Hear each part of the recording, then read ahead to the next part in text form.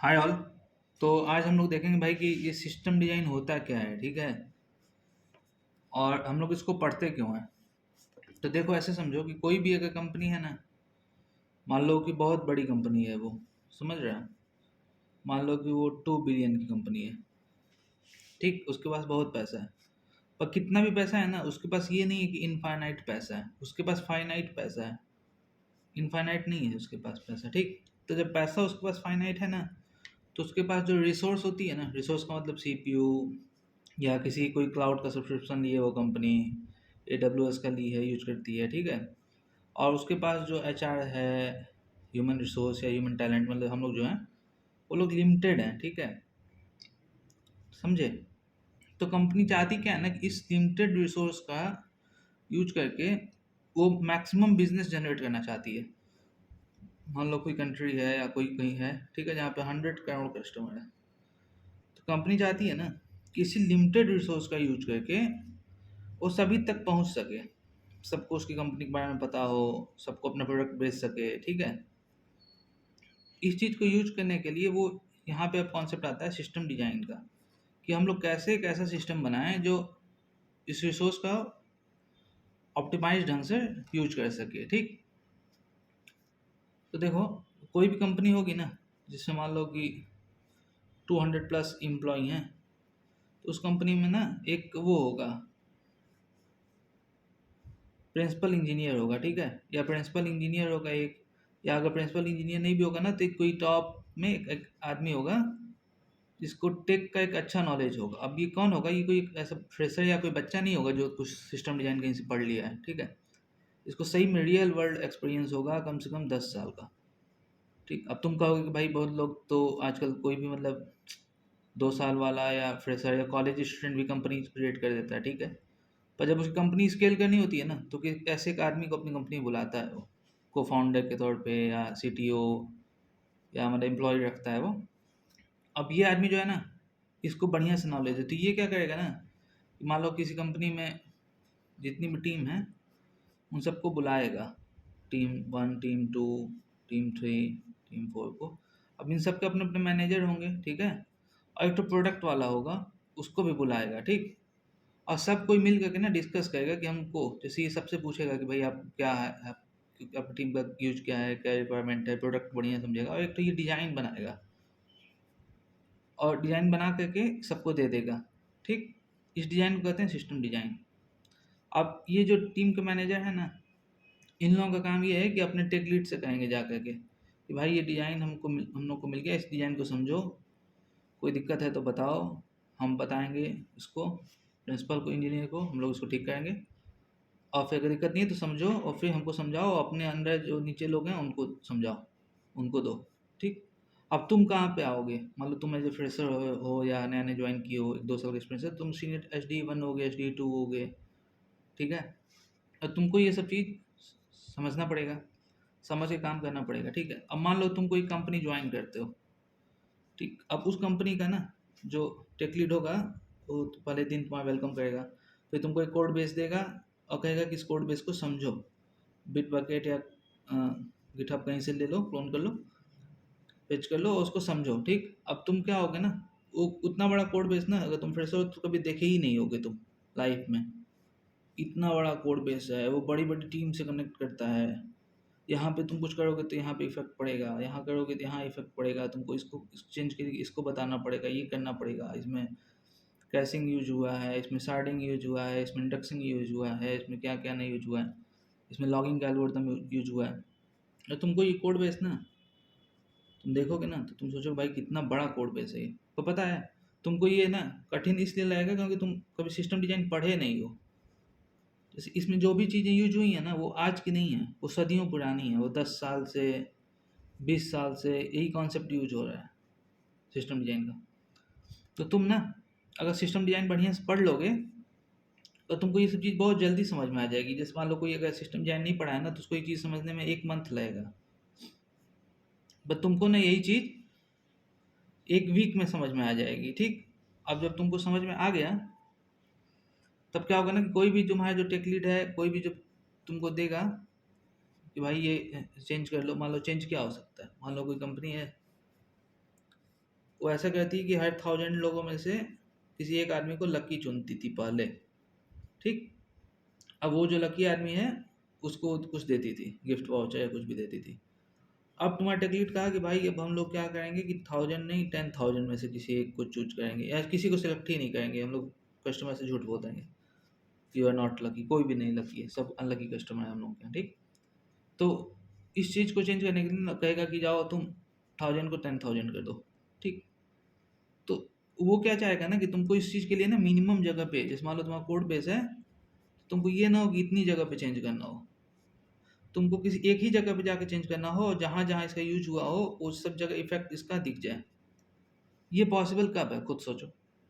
ये पॉसिबल तब है जब तुम्हारे सिस्टम में एक अच्छा सा सिस्टम डिजाइन हो, सिस्टम अच्छा से डिजाइन हो, उसका एलईडी अच्छे से डिजाइन हो, ठीक। और तुमको आसानी से समझ में आए पहली बात, और तुम चेंज करो, चेंज करके उसको टेस्ट कर सको आसानी से, ठीक है। और जो पीआर रेज करो तुम ना, तो तुम्हारा जो टेक लीड है या सीनियर सॉफ्टवेयर डेवलपर है उसको अच्छा आसानी से रिव्यू कर सके। तुम मिनिमम चेंज किए हो भाई, मिनिमम चेंज किए हो तो उसको कम टाइम में रिव्यू हो जाएगा, ठीक है। अब मान लो 100 जगह चेंज हुआ है तो 100 जगह उसको रिव्यू करना पड़ेगा ना। अब तुम कहोगे कि भाई दिक्कत क्या है, करो 100 जगह रिव्यू, हम भी 100 जगह चेंज करेंगे। देखो तुमको दिक्कत नहीं है, पर जो कंपनी है ना उसको एक टाइम लिमिट में उस प्रोजेक्ट प्रोजेक्ट को करना है या उस प्रोडक्ट को लाइव ले जाना है, ठीक है। तुम ऐसा नहीं है कि तुम उसको 6 महीने तक कर सकते हो या 1 महीने तक कर सकते हो, ठीक है। मान लो कोई चेंज आया कि भाई इस चीज़ को, मान लो ये डिसीजन आया, तुम्हारा सीईओ डिसीजन लिए तुम्हारी कंपनी के, तुम कहना अब इस चीज़ को तुमको ले जाना है 15 डेज में लाइव। तो ये कब लाइव जा पाएगा 15 डेज में आसानी से, बताओ। जब इसकी टेस्टिंग आसानी से हो पाएगी, इसका डेव आसानी से हो पाएगा, ठीक है। तो ये सब कब होगा, जब सिस्टम तुम्हारा कैसे है, अच्छे से डिजाइन। अब इसमें देखो सिस्टम डिजाइन में ना 2 पार्ट आ जाता है, एक एच हो जाता है, एक क्या हो जाता है LLD। अब एच में क्या कहता है ना कि हम लोग डिसाइड करते हैं कि कौन सा हम लोग डेटाबेस यूज करेंगे, SQL नो SQL, ठीक है।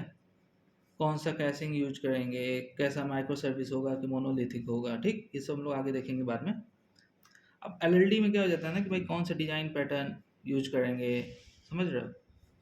इक्वेशनल स्ट्रक्चर बिहेवियर में कौन कौन सा यूज करेंगे, कैसे अपना कोड को मैनेज करेंगे, ठीक है। अब कोड कोड को ऐसा ऐसा कोड लिखना है जिसमें मान लो कोई एक फ्रेशर ज्वाइन किया, ठीक है, उसको 1 वीक हुआ, 2 वीक हुआ, तो उसको कोड समझ में आए, वो कोड में कुछ चेंज कर पाए। और कोड में अगर वो कुछ गलती करे, मान लो कोई एक ऐसा फ्रेशर ज्वाइन किया जो, मान लो तुम ही हो वो फ्रेशर, ठीक है, जिसको तुमको बिजनेस लॉजिक अभी समझ में ही नहीं आया, ठीक, कंप्लीट, पर तुमको चेंज ले जाना है, और तुम्हारा चेंज डेव पे पास कर गया, तुम्हारा चेंज लोकल पे जब तुम टेस्टिंग किए तो पास कर गया, और प्रोडक्शन पे जाकर कुछ कोई टेस्ट केस था जो फेल कर गया, इसलिए फेल गया कि तुमको उसके बारे में पता ही नहीं है कि ऐसा कुछ होता है। टेक लीड से भी मिस हो गया, मैनेजर से भी मिस हो गया, सबसे वो मिस हो गया।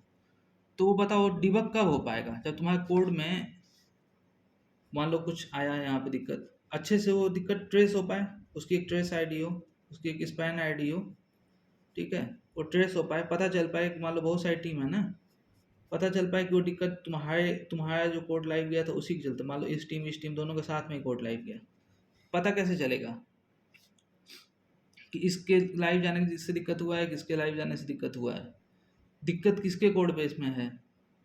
अब सोचो अगर तुम्हारा गंदा कोड बेस लिखा है तो तुम्हारा जो ऑन कॉल पे आदमी होगा, तुम्हारी टीम का मेंबर, उसको जो मिलेगा कि भाई तुम चेक करो कि कहाँ दिक्कत है, वो तो चेक ही नहीं कर पाएगा ना। उसका अप्रोच क्या होगा बताओ, वो जाएगा लॉग में देखेगा, लॉग में उसको कुछ दिखा नहीं, मान लो कुछ दिख गया, उसके आगे का उसको पता ही नहीं चल रहा है। अब वो अपना कोड भी साथ में खोलेगा, कोड में देखेगा, कोड में कहीं बिजनेस लॉजिक कोई आ गई, वो बिजनेस लॉजिक उसको पता ही नहीं है कि ये क्यों है। मान लो यहाँ पे चेंज किया, ऊपर वाली लाइन उसको पता ही नहीं है। क्यों नहीं पता है भाई, क्योंकि वो नया ज्वाइन किया है। तब वो किसको बुलाएगा, वो सीनियर डेवलपर को बुलाएगा।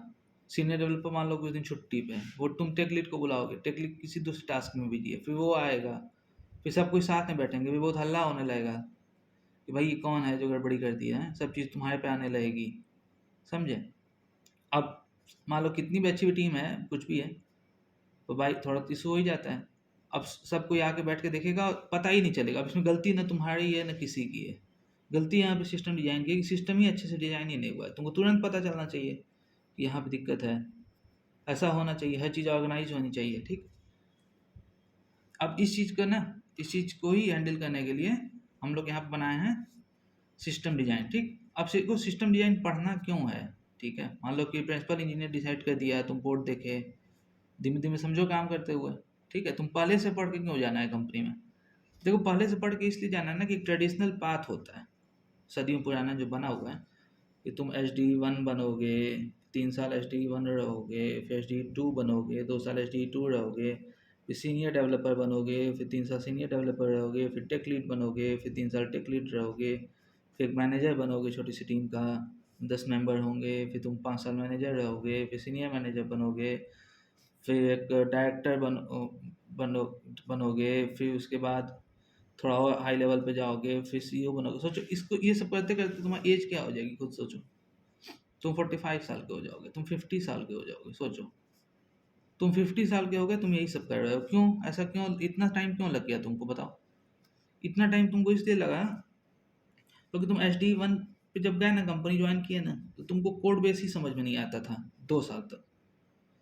तुम 2 साल तक खाली ऐसी सी चीज़ समझ रहे थे जो तुम अगर बढ़िया से पढ़ लिए होते ना कॉलेज में, या कभी थोड़ा टाइम निकाल के उसको देख लोगे, सिस्टम डिजाइन पढ़ लोगे, तो तुमको वो चीज़ 2 महीने में समझ में आ जाएगी। तो टास्क तुमको करने में 8 घंटा लगता है ना, तुम कहते हो कि हम बहुत परेशान हैं टास्क कर करके, वो चीज़ तुम्हारा 2 घंटे में हो जाएगा। तुम्हारा टास्क, मैनेजर तुमको टास्क दिया, मैनेजर को भी लगता है कि इसको 8 घंटा लगेगा, तुम इसको 2 ही घंटे में कर दिए, तुम्हारे पास 6 घंटा बचा कि नहीं बचा?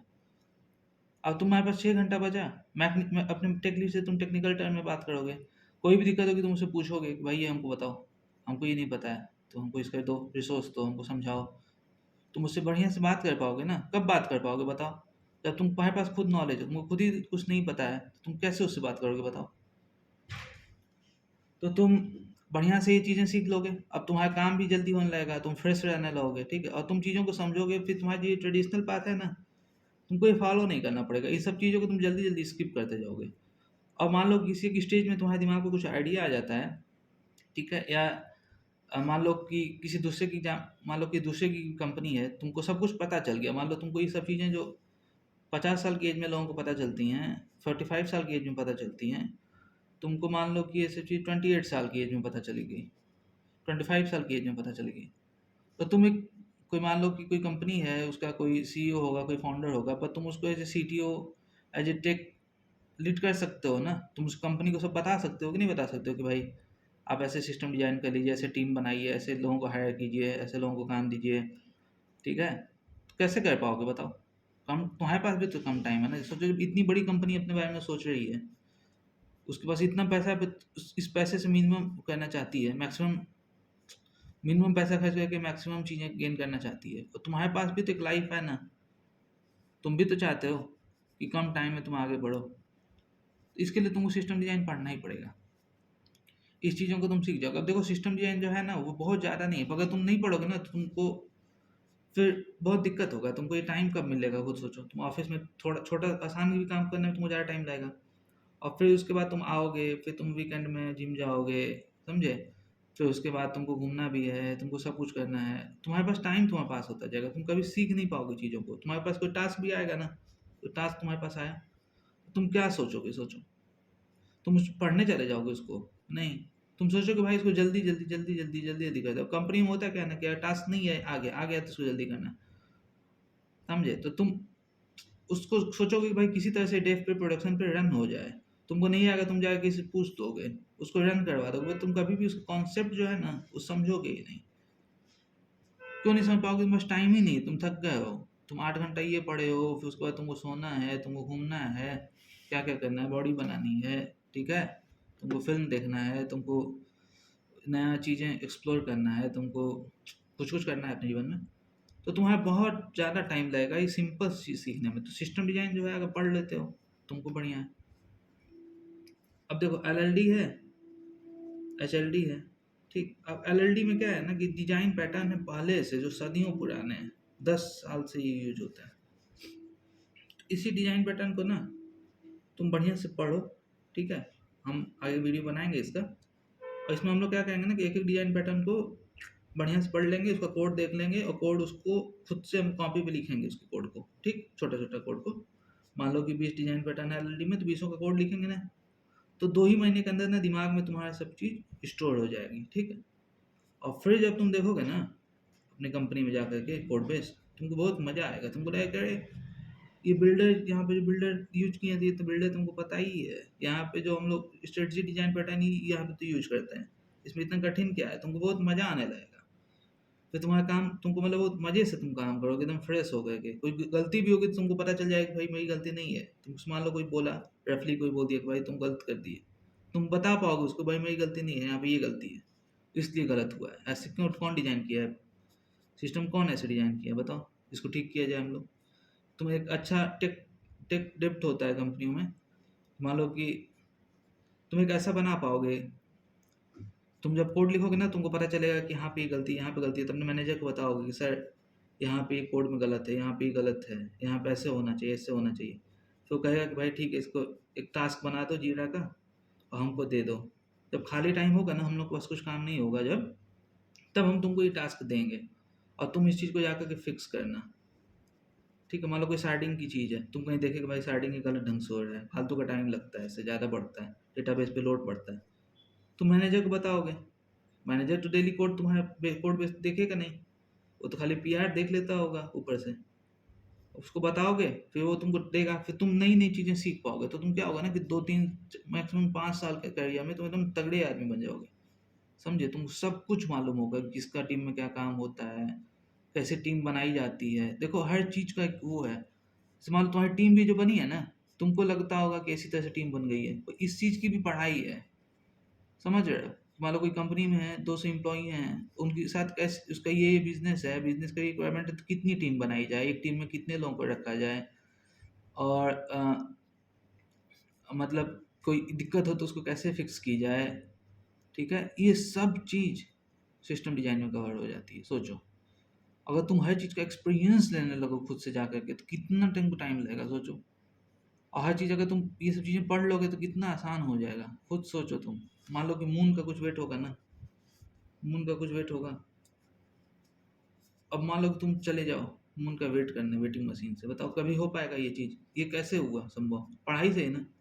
हम लोग इक्वेशन समझे, चीज़ों को समझे, छोटे लेवल पे एक्सपेरिमेंट किए, तो इस चीज़ को मून का वेट हम लोग निकाल दिए।